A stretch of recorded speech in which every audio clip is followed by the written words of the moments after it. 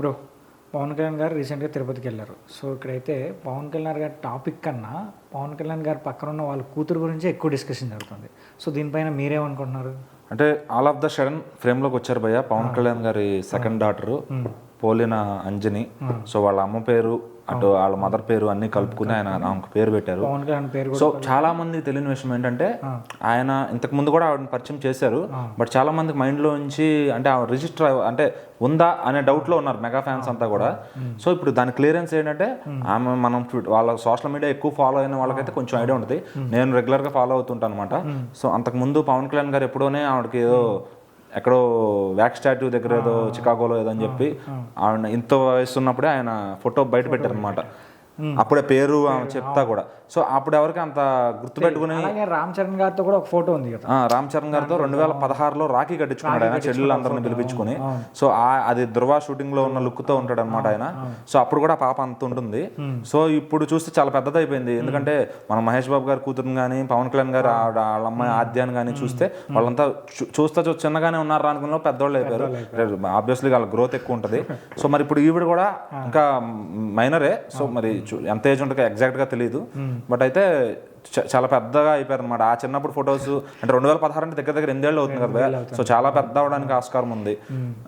ఇంకా చెప్పడానికి ఏముంది, అది ఆయన కూడా ఎప్పుడో పరిచయం చేశారు ఇండస్ట్రీకి. మళ్ళీ ఇన్నాళ్ళ తర్వాత రావడం అనేది అట్లాగే ఆద్యాన్ని ఆమె పక్క పక్కన చూసి ఇద్దరు ఒకేలాగా ఉన్నారు. సో అలా కూడా చూడటానికి ముచ్చటగా ఉంది ఫ్యాన్స్ అందరికి. అంటే పవన్ కళ్యాణ్ గారు ఏమనుకుంటున్నారు, వీళ్ళని రాజకీయాలకి సినిమాల పరంగా కొంచెం దూరమే పెట్టాలని చెప్పి లేట్ అంటే లేదు, ఆయన ఎప్పుడు వీళ్ళని రాజకీయాల్లోకి రమ్మని అసలు కొడుకుని కూడా ఫోర్స్ చేసి ఆయన ఏం చేయడు. బట్ ఏంటంటే పరిచయం, నా పిల్లలు నాకు ఉన్నారు అని చెప్పి నా ఫ్యామిలీని కూడా నేను చూస్తున్నాను అని చెప్పడానికి ఆయన చేసే ప్రయత్నం. ఎందుకంటే ఆయన బిజీ షెడ్యూల్స్ రోజుల వరకు మనకు తెలియదు. ఇప్పుడు ఆయన బిజీ షెడ్యూల్స్ లో ఫ్యామిలీని పట్టించుకోవట్లేదని అంటారు. బట్ ఆయన ఏంటంటే వాళ్ళకి ఇచ్చే టైం వాళ్ళకి ఇస్తారు. సో అది రోజు మనకి వీడియోలు పెట్టాలి అని ప్రూఫ్ లేదు కదా. ఎందుకంటే ఆటోమేటిక్గా ఆయన వాళ్ళ టైంతో వాళ్ళు స్పెండ్ చేస్తాడు పిల్లలతో ఎప్పుడు చేయాలనేది. సో రోజు వెళ్ళకపోయినా వాళ్ళతో వీడియో కాల్ మాట్లాడచ్చు ఒక అరగంట టైం తీసుకుని. సో వాళ్ళ రిలేషన్ ఎలా ఉందని మనకు తెలియదు. సో బట్ ఇప్పుడు ఏంటంటే ప్రపంచానికి మీడియా రాసే తప్పుడు కథనాలు ఉంటాయి కదా. సో దానికి అని చెప్పి కొద్దిగా ఇది చేస్తారన్నమాట. అంటే ఎట్లా అంటే నాకు కూడా కూతురు ఇద్దరు ఉన్నారు, వాళ్ళిద్దరు ఇంత బాగున్నారు, నాతో ఇంత అనుబంధం ఉంది. అక్కడ డిక్లరేషన్ ఫామ్ మీద ఫిల్ చేయించారు ఆమెతో. అది మరి ఆయన అంత వాల్యూ ఇస్తున్నాడు వాళ్ళకి. సో జనం ఇలా అంటాం తప్పు. అది ఫ్యామిలీని చూడడం అనేది అది కరెక్ట్ కాదు. ఆయన ఇచ్చే టైం ఆయన ఫ్యామిలీ తప్పకుండా ఇస్తాడు. సో ఇప్పుడు గెలిచిన తర్వాత వెళ్ళి తన విజయాన్ని ఎవరి దగ్గర పెట్టాడు ఫైనల్ గా గెలిచే ఆయన ఎలక్షన్ ప్రయత్నంలో మెగా ఫ్యామిలీతో ఎవరితో మాట్లాడలేదు, అది ఇది అన్నారు, కలుపుకోవట్లేదు అన్నారు. ఎండ్ ఆఫ్ ద డే గెలిచిన తర్వాత తన విజయాన్ని తీసుకెళ్లి చిరంజీవి గారు కాళ్ళ దగ్గర పెట్టాడు. That's it. సో ఆయన ఫ్యామిలీని పట్టించుకోవట్లేదు అనేది చాలా తప్పు. సో ఇప్పుడు వాళ్ళ కూతురు కూడా ఉన్నారనేది చాలా మందికి షాకింగ్ గా ఉంది. ఈమె ఇప్పుడే బయటికి రావడం. సో ఇక నుంచి అందరికి కూడా ఆమె ఎక్కడున్న వీడియోస్ అన్ని కూడా ఫోకస్ అవుతాయి అనమాట. సో మరి ఇంకా ఫ్యామిలీ అందరూ సడన్ గా మళ్ళీ కొడుకుని కూడా అలానే తీసుకొస్తారంటారా? యా, మీకు ఆల్రెడీ మార్క్ శంకర్ పవనోవిచ్ అని ఇంకా అమ్మాయికి తమ్ముడు కూడా ఉన్నాడు. అతను ఇంత ఉన్నప్పుడు చూసాం. మళ్ళీ అతను ఇంకొక 2-3 సంవత్సరాల తర్వాత చూస్తే అతను ఎంత అయిపోతాడేమో తెలియదు కదా. ఆ కిరానందన్ కూడా మనం చిన్నప్పటి నుంచి చూస్తున్నాం. బట్ అతను ఒక్కసారిగా వరుణ్ తేజ్ కన్నా హైట్ గా కనబడ్డాడు అనమాట. అంటే ఆబ్వియస్లీ చాలా మంది ఐస్ ఉంటాయి. అందరూ ఇప్పుడు మన ఫ్యామిలీని మనం చూసుకోవడం చాలా కష్టంగా ఉంది ఈ రోజుల్లో. లాక్డౌన్ తర్వాత అందరూ సెల్ఫిష్ అయిపోయారు. సో ఇప్పుడు ఇంకా అభిమానం ఉన్న వాళ్ళందరూ తప్పకుండా హీరోని వాళ్ళ అకౌంట్స్ ని సోషల్ మీడియా అకౌంట్స్ ఫాలో అవుతారు. సో దాని గురించి ఇంకొక 5 ఏళ్ల తర్వాత అయినా 10 ఏళ్ల తర్వాత అయినా అభిమానులు ఎక్కడికి పోరు.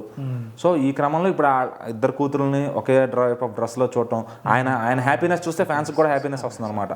సో మరి ఇంకా అది ఆయన ఫ్యామిలీ పరంగా చాలా సెటిల్డ్గా హ్యాపీగా ఉన్నారు. ఆయన రాజకీయాలు అనేవి రాళ్ళు పడతానే ఉంటాయి. అది కామన్. మనం అసలు దాని గురించి డిస్కస్ చేయాలి. ఈ ఫోటోలన్నీ ఇప్పుడు అందరూ సర్చ్లో పడ్డారు. పాత ఫోటోలు అసలు ఎక్కడెక్కడ పెట్టారు సోషల్ మీడియాలో. పవన్ కళ్యాణ్ గారు ట్విట్టర్ చూసుకుంటే పాత ఒకటి ఉంటుంది, రామ్ చరణ్ గారు ఇన్స్టాగ్రామ్లో వాటిలో చూసుకుంటే పాత ఫోటో ఒకటి ఉంటుంది. ఆ రాఖీ కట్టిన కంటెంట్ అంతా అది ఆ రామ్ చరణ్ గారు కూడా ఇంట్లో చాలా మంది సిస్టర్స్ ఉన్నారు ఆయనకి.